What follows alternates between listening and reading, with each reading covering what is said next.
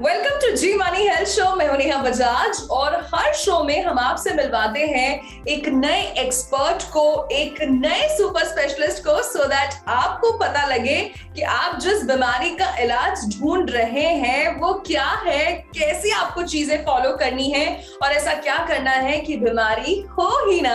तो आज के शो में हमारे साथ जुड़े हैं एक जाने माने डेंटल सर्जन जिनका नाम है डॉक्टर ऋषु प्रकाश, जो कि पिछले 7 सालों से प्रैक्टिस कर रहे हैं रांची झारखंड में। इनका खुद का क्लिनिक है, डायरेक्टर है oral and dental care clinic के।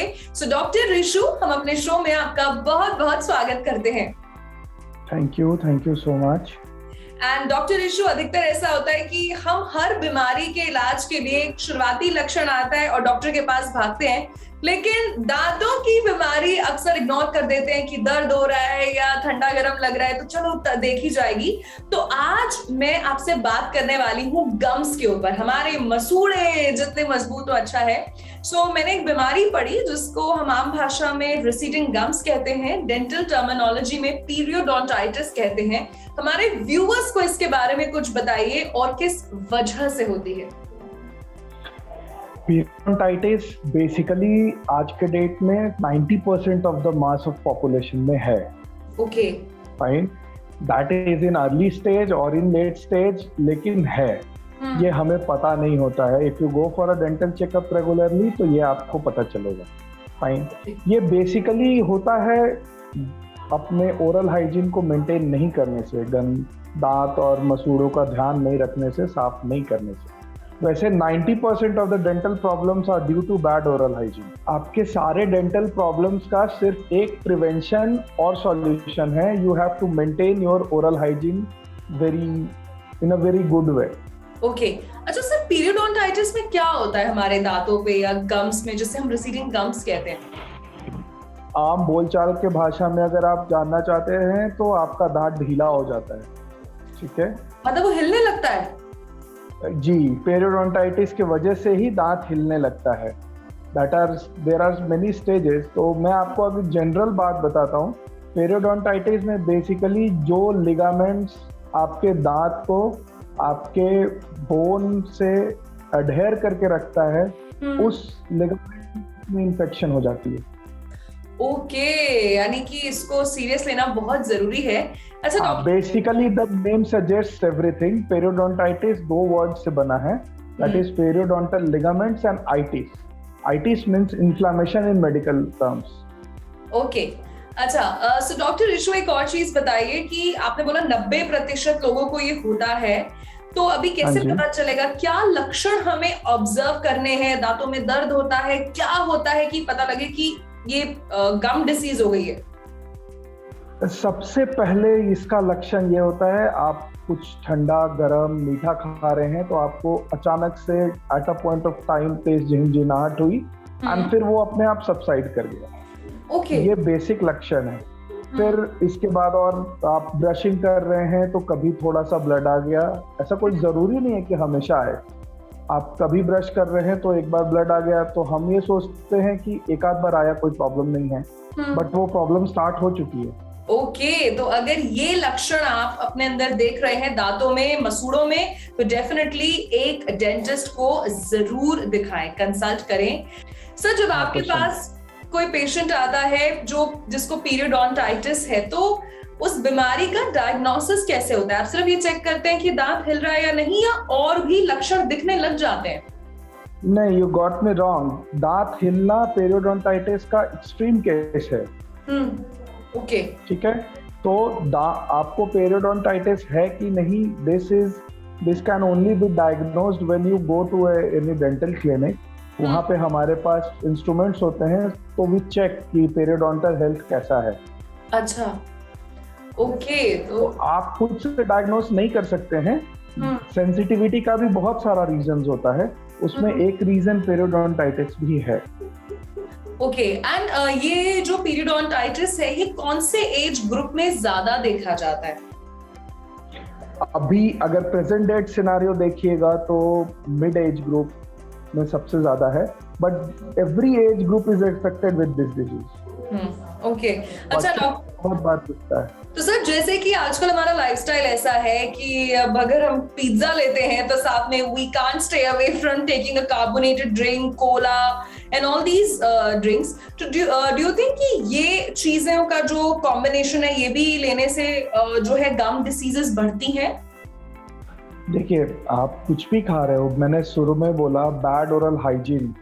तो जैसे आप पिज्जा खा रहे हैं तो उसमें चीज है, cheese sticks to your teeth, right. उसके बाद फिर आप उसके बाद कोई आप कोल्ड ड्रिंक ले रहे हैं या जूस ले रहे हैं तो दैट इज शुगर।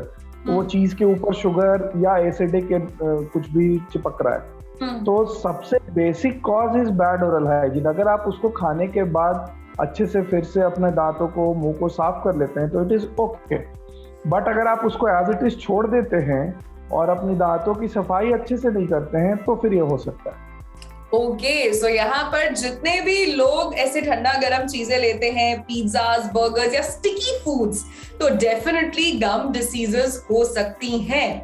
अच्छा डॉक्टर, आप हमें ये बताइए कि आपके पास जो पेशेंट्स आते हैं, आपने बोला कि जो दांत हिलने वाली स्टेज है वो तो काफी बाद की बात है, तो इनिशियल स्टेजेस को आप कैसे ट्रीट करते हैं? ओरल मेडिकेशन से, क्या कोई ऑइंटमेंट होती है, कैसे इसका इलाज होता है? बेसिकली पेरियोडोंटाइटिस का इलाज है oral prophylaxis in our terms. In normal terms you can say दांतों को अच्छे से साफ करना। अच्छा। There are stages in that. क्यों होता है? तो अब उसके लिए आपको एक चीज समझना पड़ेगा कि दांतों पे गंदगी जमती है, वो बैठती है। Even normal food which you eat, हल्दी जो आप खाते हैं, शुगर्स खाते हैं, वो सारा कुछ आपके दांतों पे जमता है। तो अगर आप उसको ढंग से साफ नहीं कर रहे हैं बाय योर ओन ब्रशिंग और वो वहां पे सॉलिडिफाई कर जाता है, that is called calculus. Plaque बनता है, फिर कैलकुलस बनता है। तो ये सारी चीजें अगर वहां सॉलिडिफाई कर गई हैं तो you have to go for a cleaning. उसमें भी क्लीनिंग्स भी बहुत टाइप की होती हैं according to the problem of the patient. Deep cleanings भी होती है, सब जिंजाइवल क्लीनिक्स भी होती है। तो depends upon the case, depends upon the patient किस कंडीशन में पेशेंट मेरे पास आया है। ओके, तो यहाँ पर डॉक्टर इशू हमें बिल्कुल डिटेल में, विस्तार से बता रहे हैं कि किस तरीके से इस चीज से बचा जा सकता है। अच्छा डॉक्टर, अगर किसी के मसूड़े कमजोर हैं तो क्या इसका सीधा सीधा अर्थ यही निकाला जाए कि उसके दांत भी कमजोर है? ना, ऐसे कोई बात नहीं है। मसूड़े कमजोर हैं, दांत कमजोर है, ऐसा कुछ नहीं होता। मसूड़े कमजोर हैं क्योंकि दांत गंदे हैं।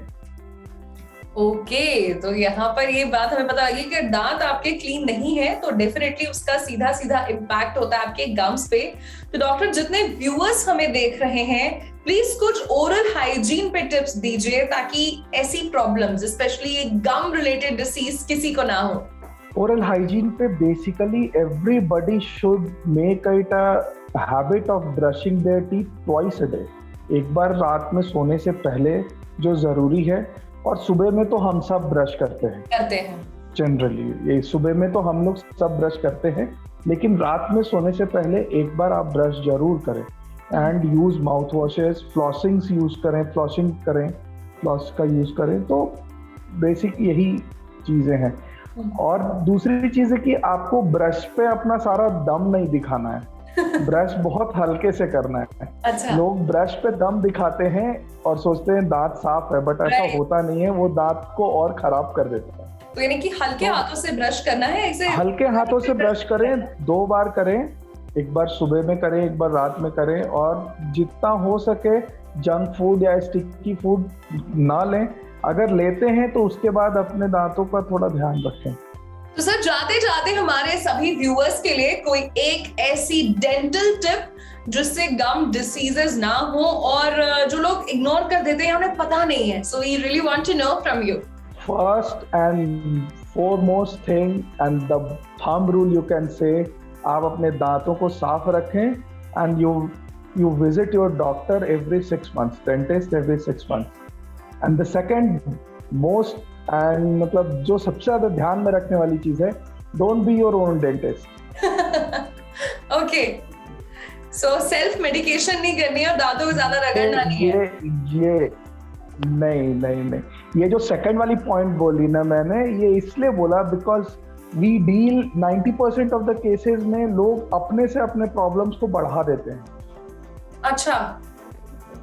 हाँ जी, खुद से आप सेल्फ मेडिकेशन करते हैं तो ऐसा कोई जरूरी नहीं है कि that is working in the correct direction. बहुत बार ऐसा होता है और जनरली ऐसा होता है कि that is working in the negative direction. Okay, so यहाँ पर डॉक्टर ऋषु ने हमें बड़े अच्छे डेंटल टिप्स दिए हैं और 6 महीने में डेंटिस्ट के पास तो डेफिनेटली जाना चाहिए। So thank you so much doctor Rishu Prakash, आप हमारे शो में हमारे साथ जुड़े, आपने समय निकाला और इतने अच्छे डेंटल टिप्स आपने सबको दिए। Thank you so much. Thank you, most welcome. तो ये थे डॉक्टर ऋषु प्रकाश जो कि रांची झारखंड से जुड़े हमारे साथ हमारे जी मनी हेल्थ शो में, जिन्होंने आपको कई टिप्स बताए कि कैसे गम डिसीज से बचा जा सकता है। देखिए, सेल्फ मेडिकेशन सबसे बड़ा ब्लंडर है, उसे तो बिल्कुल नहीं करना है और यही हमारे शो का मकसद है। हम आपको प्रिवेंटिव टिप्स बताते हैं और उसी के साथ साथ सुपर स्पेशलिस्ट मेडिकल एक्सपर्ट्स की राय डायरेक्टली पहुंचती है आप तक। मैं नेहा बजाज लेती हूँ आपसे विदा और मिलूंगी आपसे जी मनी हेल्थ शो के एक नए एपिसोड में नए सुपर स्पेशलिस्ट के साथ। तब तक के लिए stay tune and keep watching Zee money health show. अच्छी सेहत हमारा वादा। Bye bye.